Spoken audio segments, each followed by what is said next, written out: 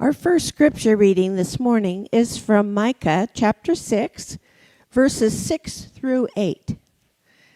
When we are unsure how to respond to injustice, this ancient prophet brings us back to the heart of what God requires, not elaborate offerings, but a life shaped by justice, kindness, and humility. These words are both a challenge and an invitation to reorient our lives toward what truly matters. With what shall I come before the Lord and bow myself before God on high?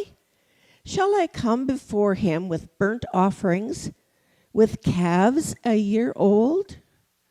Will the Lord be pleased with thousands of rams, with 10,000s of rivers of oil? Shall I give my firstborn for my transgression, the fruit of my body for the sin of my soul? He has told you, O mortal, what is good, and what does the Lord require of you but to do justice and to love kindness and to walk humbly with your God. Our second scripture this morning is from 1 John chapter 3, verses 18. The call to love is not a sentimental one. It is a radical commitment to embody compassion, truth, and justice in how we live and relate to others. This short verse is a touchstone for a life of faithful action. Little children, let us love, not in word or speech, but in truth and action.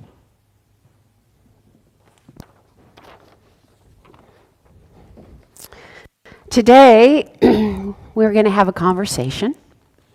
And as we begin, I want to invite us into a deep posture of listening, not just with our ears, but with our hearts. I think that healing begins at any time in our life when we're willing to face what is difficult. And it's hard to have the capacity to face what is difficult. We get reactive. We want to run away. Maybe we get angry, and we don't even know why. So today I ask us to have open hearts and open those hearts to a kind of listening that's not passive, but as an act of love, not just for the sake of history, but actually for the healing of our communities and our relationships, and I believe our planet. Because the wounds of colonization are not only carried in our human hearts, but they're etched in the land itself. And when indigenous people were displaced, their deep relational ways of living on the earth were disrupted by systems of ownership and control. And that is the legacy that we live with and what has led to the ecological crisis in which we find ourselves today. So listening to indigenous voices is a way of beginning that repair work. So we welcome Reverend Alan Buck with us today. He's a citizen of the Cherokee Nation.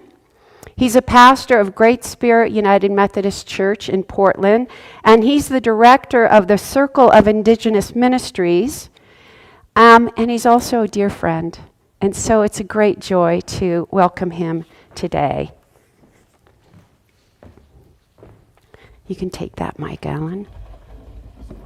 Yep. Yep, take it off of there.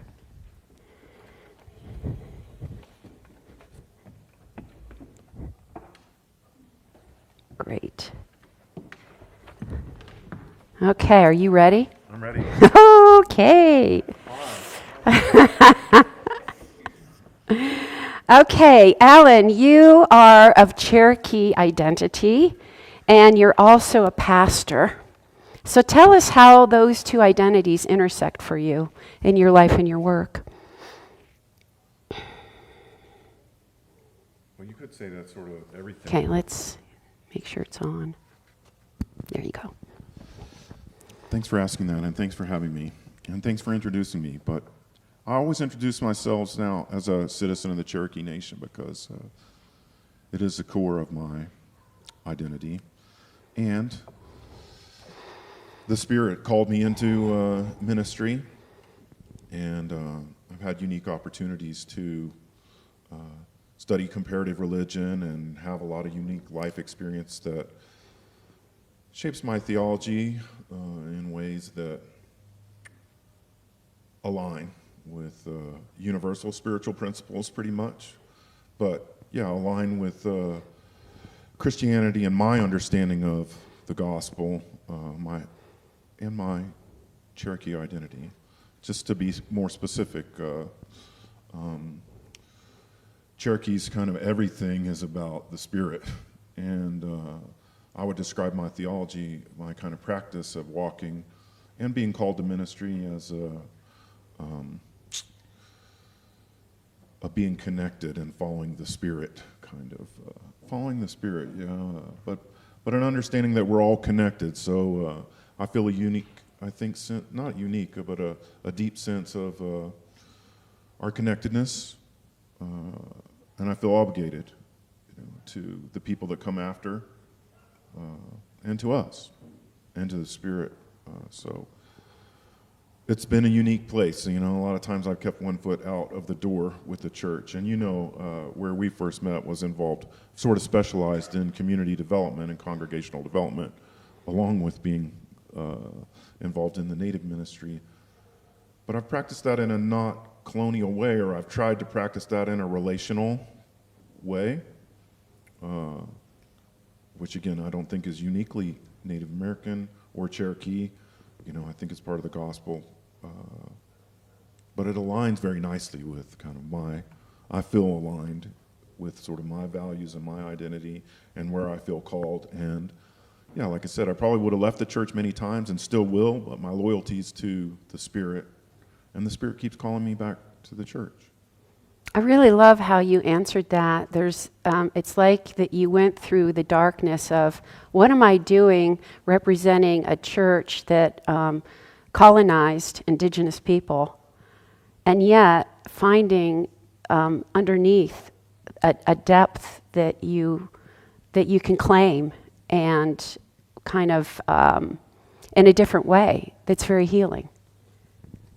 It's been such a privilege to be a pastor, and I'm in a unique place now, sort of in transition to be the director, but I've been a pastor of the church, and I've practiced that relational, contextual way in many different places, including small towns just like this, including in Cherokee Nation and other places all around Oklahoma. And I don't know another way to say it except my experience is that God has always used me. I don't know another way to say it, but God's always used me. So, I continue to give myself to that. Well, so let's talk about, you're the director of the Circle of Indigenous Ministries for our conference. Tell us about that circle and the work of the circle and how it's helping reshape the Methodist relationship with Indigenous communities. The circle is our attempt to make Native ministries a priority in a new way. It really was born out of that work and that practice of following the Spirit at Great Spirit, where I was practicing, but also during COVID and other times, gave us opportunities to dream and think about new things. So the circle was born really to become a resource to serve God by serving Native people, but also by serving the whole church, including the non-Native dominant culture people. And I think it's becoming that. It's in its infancy. It's a new thing. And the direction that it's been taken in, is clearly one of those following the Spirit kind of things, like I wouldn't have anticipated we would be where we are right now, doing this truth-telling work and involved in this plan for Indigenous ministries and other things that, I just didn't really see 3-4 years ago when we started the circle. Well, we're becoming a thing now, and I think it will make a big impact if we participate. I think it will be part of our transformation, and part of the new birth of what the Methodist Church is becoming. Or that's my hope. That's what I see. With General Conference and many of the other things that have been happening in the Methodist Church, now is an opportunity for us to experience a new birth and, to really become the next, for us to have integrity, and align with our values and become whatever God's calling us to become. I think the circle's part of that, too. Mm-hmm. So tell us a little bit about how you see the Methodist movement entangled in settler colonialism and how that history has shaped present-day realities. That's been That's an a big interesting question. journey for me, and it's a big question, but also as a Cherokee from Oklahoma who moved to Portland anyway 8 years ago, and then started to get involved in all the tribes and stuff around because, I'm the pastor at this unique church that's kind of an urban Indian setting where people from all different tribes come, but that's what put us involved with different tribes, and we were invited into conversations right out here about returning land and things like that before the circle was born. What was the original question? It was a big one. The Methodist I'm just movement. kidding, I remember. Yeah. So everywhere I go around Alaska, Washington, Oregon, Idaho primarily, I'm learning new stories about the Native people and the church's involvement in those places. And many of the times those have been very traumatic stories to learn about. Like around White Swan and Father Wilbur. I just started to learn these kind of characters, like Jason Lee, you've probably heard of. Jason Lee, what I found out is that the Methodist Church, especially in Oregon and Washington, were intimately involved in some of the main players in the removal of Native people from their land, all over the place. Not the only players, but some of the key players, especially people like Jason Lee and Father Wilbur. Or there's a pattern that I'm seeing where leaders in the Methodist Church or the Methodist Episcopal Church were also government leaders. They became Indian agents. They called them superintendents and things like that, even back then. But they became superintendents. So they were leaders either with the army or the government in some way, and they were Episcopal leaders. But they were in power and in place where the church could be used as a tool by the empire to take. And we were. That's what I'm finding, is that we're intimately involved in. And the stories, y'all. Oh, my gosh. And in a way, it's the same story. Like I said, I'm from Oklahoma. My tribe's Cherokee. My grandfather's name was John Ross, who was the chief of the tribe during the time of our removal from Georgia and that area. And in a way, it's the same story over and over and over and over and over again. And not just the Methodist Church, but we were involved, and we have to tell the truth about it if we're going to be free. And if there's going to be healing, we have to find out and tell the truth. So it's not just like an adventure that I've been on getting to go to these places, but it's like a learning, researching, very real, and you can see the consequences on the ground. You asked about the consequences, but in places like White Swan. Can you tell us a little bit about that? I can try. It's one of the most traumatic ones, and I've told this story a few times, but traveled out to White Swan a few years back because we have a church there that's a general church, like a mission church. And went out there, kind of my first meeting, and there were just a couple Native people there and a couple of the previous pastor and a couple of other people at that first meeting. And so I asked him, tell me about Father Wilbur, but, why is this church named Wilbur Memorial? Who's Wilbur? And how does that relate to serving the Native people, the Yakima people, here? That's what this mission is for. So tell me about it. And the first story they told me about Father Wilbur was, I think of it like a mythological story, the way that I heard it. It was like, not once upon a time, but more like, this guy, Father Wilbur, was a hard ass. This is what they said. Against the Native people, the traditional spiritual people, but also against the Catholics. And he was in power there. So he got to decide who got to build houses and all kinds of things. And he helped start a labor camp, which is the same thing Jason Lee did around Salem in that area. He helped start a camp on some sacred ground out there. But the story that they told me, the first story that they told me about him being so hard, was that he heard about a dreamer coming up out near the Dalles. Dreamer would be a traditional spiritual person. And so he got on his horse and went and snatched that guy up by the ruff of his neck, is what they said, and then was never heard from again. That was the first story that I heard about Father Wilbur. It still gets me, because then I was like, wait a second, you're saying that the church that we started here to serve the Yakima people is named after a guy who hunted down traditional spiritual leaders for the Yakima people? What? How does that happen? You know, it's because the church was telling a very different story and made heroes out of these guys, like Jason Lee and Father Wilbur.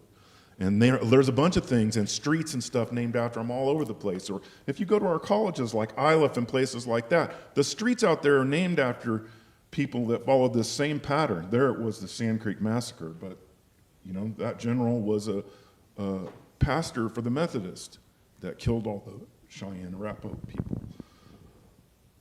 And so, what are you going to do? Like I've said, the practice is the relational way, you know, so our relationship with the Yakima people is in the negative. When I went back to Portland and was grieving, you know, I talked to some of my guys at my drum group and said, God, you got to just hear this story, you know, what do you know about this guy and this place? And one of the guys said, I used to live there in White Swan, and my grandparents told me that that church was haunted. That makes perfect sense, doesn't it? Mm-hmm. I mean, that's the way we do it, right? Or Native people, if we didn't want our kids to go to a river or over this in that cave or whatever, we told them there's a monster there or that it's haunted or whatever, you know, and made up a story about it. So our kids wouldn't go there. But those were the stories that the Yakimas had about us. Like we were the monsters, and there was a building there. It's still there. In Canada and some of those places where there's already been some truth and reconciliation work around the church's relationship with the First Nations people, churches like that got burned down. And this is a candidate for that. We have to see what the relationship's evolving now. You know, it's been years worth of work, and I think we're in a good place to ask some of those questions with the Yakima people. Like, we don't want to just decide what happens there. We need them to help us decide what happened. I envision some kind of healing service, or I don't know, some kind of, you know, ritual. I hope at some point we can tell the truth and be in a good enough place relationally to ask what comes next. I can see, Alan, for you in this position that it takes tremendous courage and a big heart to be two things: representative of the colonizer and a member of the Cherokee Nation. How do you live with that in your body? I have community like you all do, and I have relationships, and I have a spiritual life, and a great wife who's here with me, Erin Buck, and a great family, and just have a good support system. I don't know. That's part of the journey, not just, I think, for pastors, but for us becoming Christians and trying to love people. You know, like we all are going to experience sacrifice and burdens, you know, of loving people. Right. And I don't know, you know, if I tried to get rid of that, or I have as a young man, or at different times tried to not feel that, and then you lose the good with the bad, so to speak, you know what I mean? You can't love people and not, you know, you can't be in relationship in a real way with people and not feel the pain. Feelings, yeah. You know, it's just very real. It's my privilege. I don't know what else to say, but it's my privilege to be there. But it is a stretching for me. Here in this church, we are on the land that was stewarded by the Nez Perce. So how do you think congregations like ours can begin to reckon with the history of? Oh gosh, Shaul, that's a great question. I have so many ideas, but I don't want to jump ahead, too far. I will say, as I go to places and I learn about the relationship with a particular tribe, it's always fascinating to me. And I would say our relationship with the Nez Perce is one of the best that I've found. That doesn't wash away what we were involved in with the Nez Perce, but it was more the Presbyterians first, but still over time. Well, remind me to tell you. We can blame those Presbyterians. Thank God. Well, remind me to tell you about sort of what happened with the land return and sort of the consequences, the real life consequences, I think, of our behavior, like we created a situation. And what was the original? The question was, we are on land. Oh, yeah, what can you all do? Yeah. Well, what I found out was the culture camp that happens out at Wallowa Lake was started by the Methodist Church in Lapwai. The Methodists helped the tribe to start that, and we still help by having it out at our campground. And we've given back land. I've been part of land return with the Nez Perce 3 times now. Once at Wallowa Lake, once at Wallowa Church, and once just recently last March with you, were there in Lapwai. And yeah, so you might say, so now what's our relationship with the tribe? If we don't have the church in Lapwai was kind of specifically focused on serving the Nez Perce. The one in Wallowa was not, but we gave that one back. But without the church in Lapwai, what are we going to do? Well, it's part of the reason that I invited you to come to the land return, because I need you all, to pick up those relationships and help us. We can't presume that we know what it means to repair, but we need to become good allies. So you all have to become the truth tellers first, and be willing to lament a while and keep telling that truth, the truth that sort of the tribe and the native people have already known for a long, long time. You have to tell that so that we can build enough trust to be in relationship with them to talk about what do we do next. You know what I mean? We don't want to jump ahead and just presume that we know what to do next. That's colonizing type of behavior. But if we can build the relationship. So I need you all right here on the ground. This is your context where you all practice being Jesus followers and being community. Don't go out and just try to make friends, but do the work of being the truth teller and just be open to whatever the Spirit, because it's like one of those challenges I used to give people as a pastor. I sort of challenge you to pray for an opportunity to share God's love with somebody. Well, if you take me up on that challenge, God will answer those prayers, But I just know if you all live into that for a while and embrace that you're one of our key presences within, and I can't carry the relationship by myself, it has to be all of us. But we could create opportunities too, or we could already, because the relationship's sort of already good, I think we could cross into some conversation and some relational work where then we could talk about how could we help, maybe it's one of the street names around here needs to be changed because we learned some history about the person that is named after. You all could do that. But just don't do it on your own, just do it in relationship with the Nez Perce. And, you can support the circle too and the truth-telling work. You can go to if you want to be part of what we're doing, you can just go to our website and you can join there. You can sign up for our newsletter there. You can give money there. Your church could become a sustainability partner with the circle if you want to. If you're not sure what to do yet, you could just support the work that we're doing and know that 100% of that goes to, again, serve God by serving native people, but also by serving everybody. I don't know. I have a bunch of ideas of things you could do, but I do think of you all as one of the primary opportunities for the relational work with the Nez Perce to continue to happen and be just kind of turn the temperature up on that a little bit, I need you to help do that. It won't happen without people like you. Okay. Okay, I think, the last question is, what gives you hope? in your work? Well, I mentioned the truth-telling work. What I'm talking about that just real quickly is I worked for about 7 years since I got here to help create the Western Jurisdiction Committee on Native American Ministries.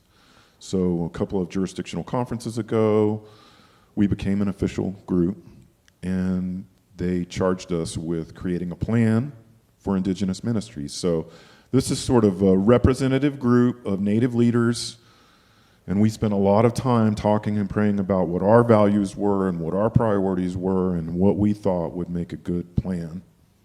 And it really has 4 parts to it. The first part is the truth-telling. The second is repair. You might say the whole thing is about repair. The third is about a sort of a self-determination, giving some money and things like that to Native ministries so that we can develop. The fourth part is develop leaders, but we need some of our own resources. So anyway, that plan has begun to unfold, and it really is going to make a big impact. The plan was presented at last jurisdictional conference and passed unanimously, so we started to implement the plan now.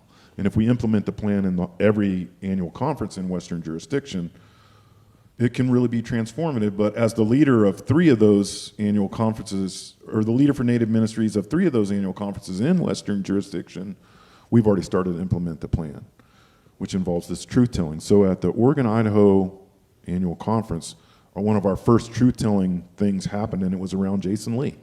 You've got to watch the video if you haven't seen it, or link it to your page, or go find it, or it'll eventually be on the Circle of Indigenous Ministries. But it's pretty profound to hear the story, the first kind of truth-telling, us telling the truth to ourselves at annual conference about Jason Lee.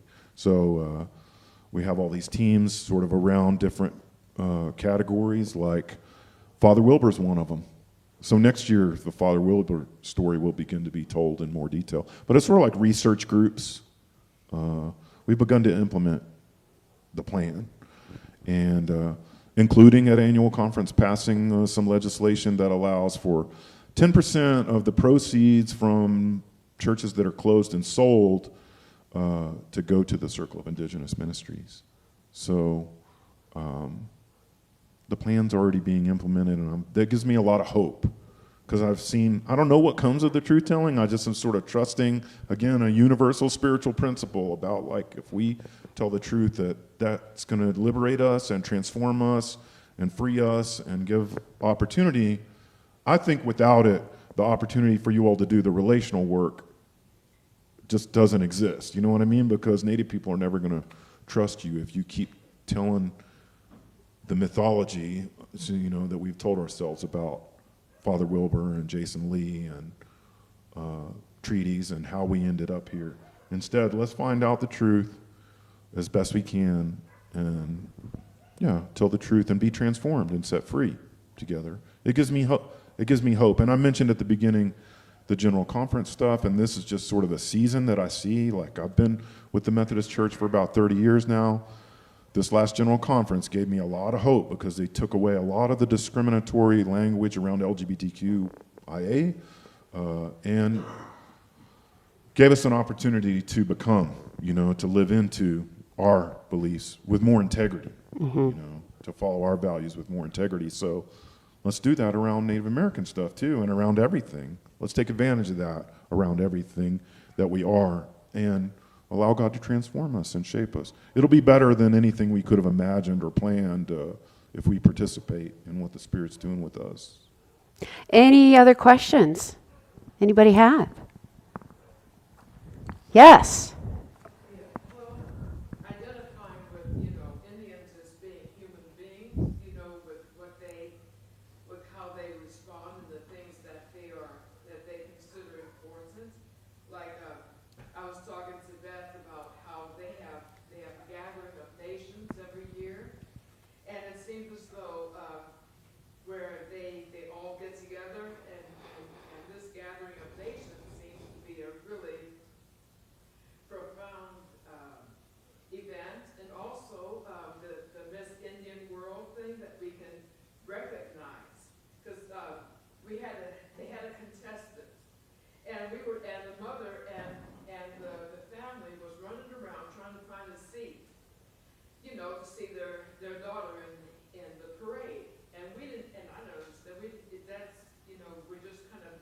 we didn't understand, but we understand how important that Miss Indian world is and how many contestants they've had from the Nest Purse. They have to portray their culture and just being able to recognize just simple things like that, the lifestyle. I don't think any of us are going to adopt. They have a free app so that we can learn the language. And every time